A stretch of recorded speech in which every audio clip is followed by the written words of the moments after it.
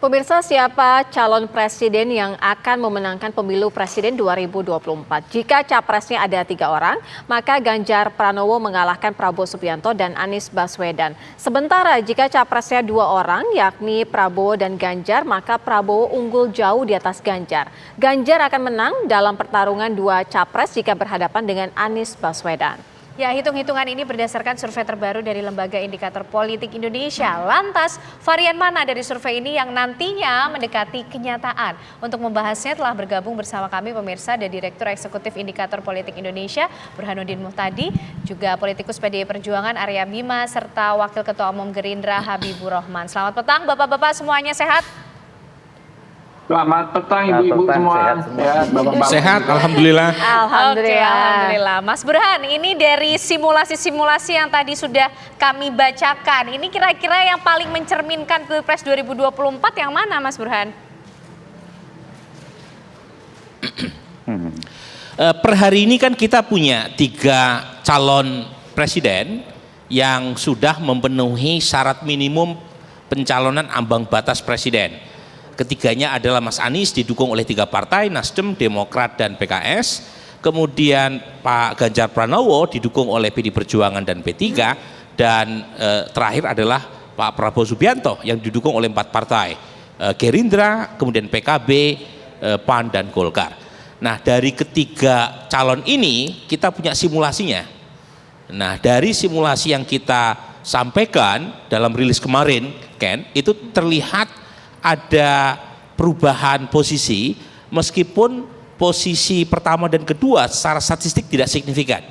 Di survei kami sebelumnya bulan Juni, Pak Prabowo sedikit di atas Pak Ganjar Pranowo, tetapi di survei terakhir kami, Mas Ganjar sedikit di atas Pak Prabowo. Lagi-lagi selisihnya statistically insignificant. Sementara Mas Anies meskipun berada di posisi ketiga, tetapi mengalami penguatan dibanding survei kami bulan Juni terakhir sudah mencapai hampir 24%. Jadi singkat kata masih ada 3 nama yang punya potensi menciptakan kejutan. Kita masih harus melihat pergerakan Mas Anies karena Mas Anies ini ada kenaikan cukup lumayan terutama di Sumatera. Nah, pertanyaannya siapa yang mengalami kerugian? Dari data kami ternyata kenaikan suara Mas Anies sedikit menggerogoti suara Pak Prabowo. Meskipun lagi-lagi ketika tidak ada satupun nama dalam simulasi 3 capres yang mendapatkan 50% plus 1, maka mau tidak mau sesuai dengan aturan kita melakukan simulasi head to head dengan asumsi salah satu di antara ketiga capres tidak lolos putaran pertama. Nah, hasil head to headnya Pak Prabowo unggul signifikan baik melawan Ganjar Pranowo maupun melawan Anies Baswedan. Jadi kalau Mas Ganjar versus Pak Prabowo unggul 7,4% lebih tinggi. Tetapi yang menarik, keunggulan Pak Prabowo ini relatif turun selisihnya dibanding keunggulan head to head di survei bulan Juni. Di survei bulan Juni Pak Prabowo unggul kisaran 9,5%, selisih antara suara Pak Prabowo dengan Mas Ganjar di putaran kedua ya. Tetapi di survei bulan Juli keunggulannya menjadi 7,4%. Masih signifikan, tetapi tidak setebal survei bulan Juni. Sementara Mas Ganjar keunggulannya kalau misalnya head to headnya lawan Anies Baswedan. Iya, Mas Burhan, sebenarnya kalau dari hitung-hitungan apa sih yang membedakan dari angka-angka tertentu ini gitu? Ketika 3 nama Ganjar yang leading, kemudian ketika 2 nama Prabowo yang leading. Ya, menarik nih Vira ya. Jadi dari semua simulasi top of mind, simulasi 34 nama capres, simulasi 10 nama capres hingga 3 nama capres, itu Ganjar Pranowo sedikit di atas Pak Prabowo di survei terakhir kami. Tetapi ketika dikerucutkan head to head, Pak Prabowo yang unggul signifikan. Nah, dari data kami Vira, ketika Mas Anies Baswedan tidak lolos putaran pertama, itu pendukungnya 2/3 lebih banyak yang lari ke Pak Prabowo ketimbang Mas Ganjar. Jadi itulah yang membedakan mengapa di simulasi head to head Pak Prabowo unggul signifikan melawan Mas Ganjar, karena basis Mas Anies itu lebih banyak yang ketarik ke Prabowo ketimbang ke Ganjar. Nah pertanyaannya kan kenapa? Nah kalau kita lihat data siapa pendukung Mas Anies, itu adalah umumnya mereka yang dulu di pemilu 2019 dan 2014 adalah pemilih Pak Prabowo. Jadi universum dari pemilih Mas Anies adalah ex pendukung Pak Prabowo, terutama di Sumatera, di Jawa Barat, di Banten, di Nusa Tenggara Barat, di Sulawesi Selatan dan Kalimantan Selatan. Jadi kalau misalnya Mas Anies tidak masuk putaran kedua dengan asumsi suaranya kalah dibanding Mas Ganjar atau Pak Prabowo, itu daya tarik Pak Prabowo lebih kuat menarik pendukung Mas Anies ketimbang Mas Ganjar. Oke, Bang Habibur Rahman, tadi dengan temuan-temuan dan hasil survei yang disampaikan oleh Mas Burhan, kira-kira strategi apa lagi yang akan disiapkan oleh Gerindra untuk benar-benar memastikan potensi lebih besarnya agar Pak Prabowo ini bisa menang? Karena sebenarnya beda-beda tipis nih, Bang Habibur Rahman. Ya, memang Betty ya, beda-beda tipis ya. Tentu kami melihat hasil survei ini sebagai rujukan yang ilmiah ya. Terkait hasil yang kami cermati soal head to head ya, itu adalah fenomena bagaimana Pak Prabowo dianggap sebagai tokoh tengah ya, tokoh yang tidak ekstrim ke A dan tidak ekstrim ke B ya, sehingga kalau dilakukan sampai putaran kedua pemilu ini, Pak Prabowo adalah sosok yang bisa diterima kedua kubu.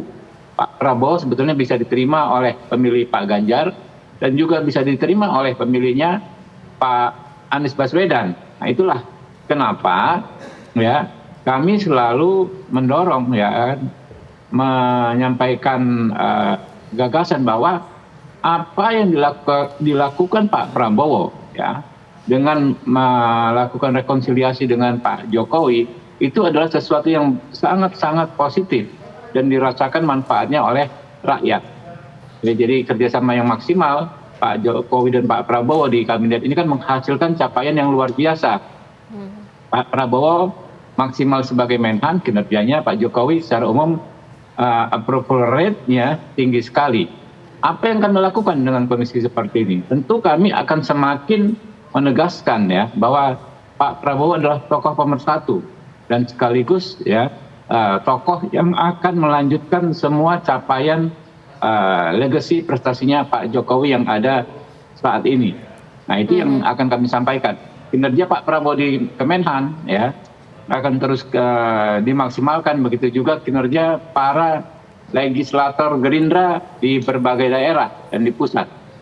Selain itu, mesin-mesin partai politik, ya kan kami kan baru secara resmi mendapatkan dukungan dari 2 partai parlemen dan sudah ada juga 2 partai non parlemen. Mereka punya mesin politik yang cukup maksimal ya. Ada di berbagai daerah, punya anggota DPRD, punya struktur hingga ke tingkatan ranting. Itu yang akan terus kami maksimalkan. Hari-hari ini kami sudah rencanakan ya dan sudah mulai berlangsung konsolidasi struktur di berbagai daerah dengan hostnya berganti-ganti.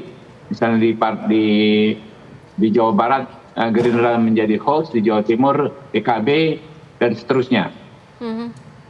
Baik, kita ke Mas Arya Bima. Mas Arya Bima, kalau kita lihat ini tadi seperti yang disampaikan oleh Mas Burhan, kalau misalkan dari head to head ini artinya Prabowo lebih leading. Nah, sepertinya kan Pilpres mendatang ini akan terjadi 2 putaran. Nah, artinya bagaimana PDI Perjuangan akan menyikapi ini? Paling tidak memikirkan strategi seperti apa? Ya, yang pertama kami menghargai ya dan sangat memperhatikan ya hasil-hasil setiap survei yang selalu muncul. Dan saya meyakini bahwa calon Pak Ganjar Pranowo nanti akan leading di tahun 2024 sebagai Presiden Republik Indonesia. Kenapa? Kalau dari hasil survei sekarang, kita harus kerja keras, turun ke rakyat. Tadi disampaikan Pak Prabowo ini kampanye kan sudah 15 tahun, kalau Pak Ganjar kan baru 4 bulan. Dari 4 bulan turun ke bawah ini masih ada 11-15% yang belum kenal Pak Ganjar. Kita harus sosialisasikan itu untuk kenal Pak Ganjar sebagai calon Presiden Republik Indonesia. Ini penting karena hasil survei sekarang itu head to head-nya memang ada selisih. Tetapi satu hal yang nanti Mas Burhanuddin juga akan sampaikan, kalau Pak Prabowo bisa dikenal 100% pemilih Indonesia, kalau Pak Ganjar masih ada 11-15% rakyat Indonesia belum kenal Pak Ganjar Pranowo. Ini yang harus kita kejar dulu supaya seluruh masyarakat Indonesia kenal Pak Ganjar Pranowo dan kenal dia sebagai calon presiden. Setelah kenal, tentunya kita akan menyampaikan berbagai hal yang menyangkut program-program calon presiden. Kami percaya Pak Ganjar Pranowo akan lebih unggul untuk menyampaikan program-program sebagai calon presiden, terutama pada saat kampanye nanti. Dan kami percaya rakyat sekarang juga rakyat yang cerdas, rakyat yang ngerti betul apa yang sebenarnya diinginkan oleh dia dan apa yang sebenarnya pemimpin itu mampu merealisasikan keinginan tersebut. Nah, ini yang terus kita lakukan dan kami berharap survei-survei itu terus akan dinamis, rakyat juga semakin cerdas, dan kami juga tidak terlalu panik dengan berbagai partai yang terus makin banyak mendukung Pak Prabowo, karena prakteknya bahwa koalisi partai yang sebesar apapun nggak terlalu berpengaruh pada elektabilitas calon presiden. Yang penting bagaimana strategi kampanye untuk menyiapkan berbagai hal untuk terus mengajak para pendukung Pak Ganjar Pranowo menyebarluaskan berita-berita yang baik, jangan menyebarkan berita-berita bohong, apalagi kebencian, apalagi manipulatif, dan kami tidak ingin cara-cara menjelekan pihak-pihak lain. Ini yang strategi kami untuk lebih menghadirkan dan mendatangkan Pak Ganjar Pranowo.